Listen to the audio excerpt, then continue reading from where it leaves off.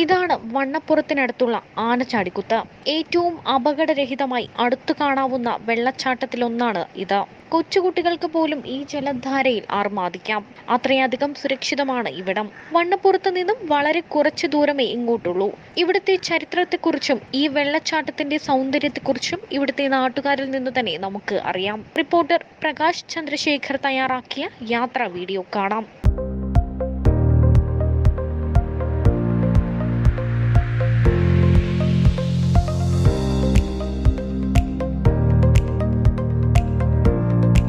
കാറ്റാടിക്കടവിൽ നിന്ന് ഉത്ഭവിച്ച് ആനചാടിക്കുത്തിലേക്ക് അവസാനിക്കുന്ന ഒരു കാട്ടരുവിയുടെ തീരത്താണ്.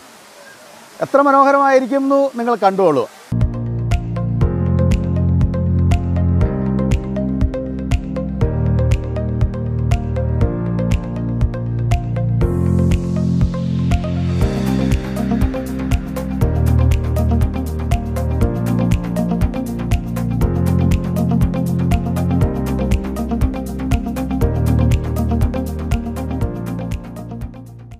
ഈ കാട്ടരുവിയിൽ കുളിക്കുന്നതിനും ചാടുന്നതിനൊന്നും ഒരു കുഴപ്പമില്ല. കാരണം എന്താണെന്ന് പറഞ്ഞു കഴിഞ്ഞാൽ വളരെ സേഫായിട്ടുള്ളൊരു സ്ഥലമാണിത്. വെള്ളം കുറവാണ്, എന്നാൽ വെള്ളച്ചാട്ടത്തിൻ്റെ എല്ലാ രൗദ്രഭാവങ്ങളും ഉണ്ട്. വേനൽമഴ ചതിച്ചുകൊണ്ടാണ് നമുക്ക് വെള്ളം കുറഞ്ഞു പോയത്. അല്ലെങ്കിൽ നല്ല വെള്ളമുണ്ട്. നമുക്ക് എന്തൊരു ആളുകളാണെന്നറിയാമോ വരുന്നത്. കുട്ടികൾക്ക് വരാനും കളിക്കുവാനും കുളിക്കുവാനും കുടുംബത്തോടൊപ്പം ചെലവഴിക്കുവാനും ഒക്കെ വളരെ മനോഹരമായൊരു സ്ഥലമാണ്. ആനചാടിക്കുത്തെന്ന് പേര് പറയാൻ 2 ആനകൾ പണ്ടെങ്ങോ ഇവിടെ കുത്തുകൂടി കുത്തിലേക്ക് ചാടി ചത്തുപോയ ഒരു കഥയാണ് ഇതിൻ്റെ മിത്തായിട്ട് വരുന്നത്.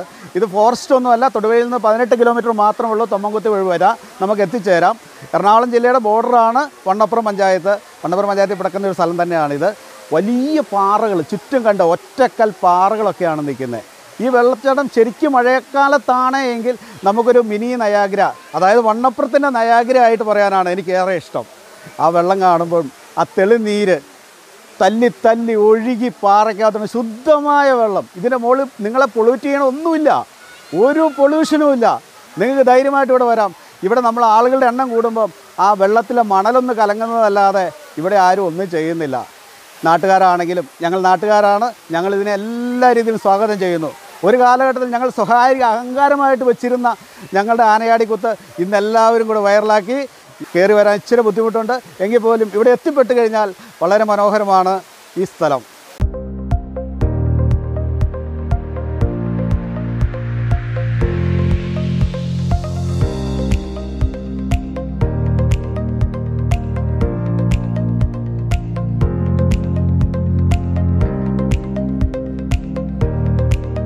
നമ്മളിന്നിവിടെ എത്തിയപ്പോൾ അപ്രതീക്ഷിതമായി ഒരു കുഞ്ഞ് ഗായികനെ പരിചയപ്പെട്ടു.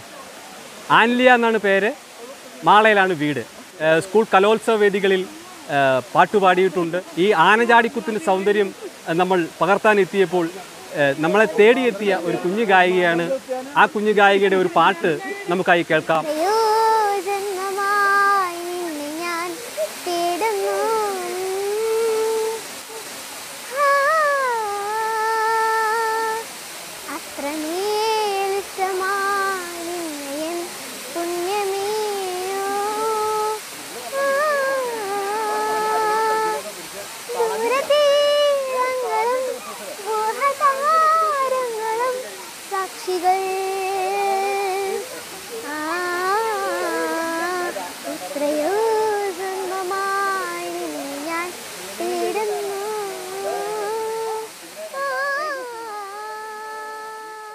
ആനചാടിക്കുത്തിൽ നിന്നും പ്രകാശ് ചന്ദ്രശേഖർ.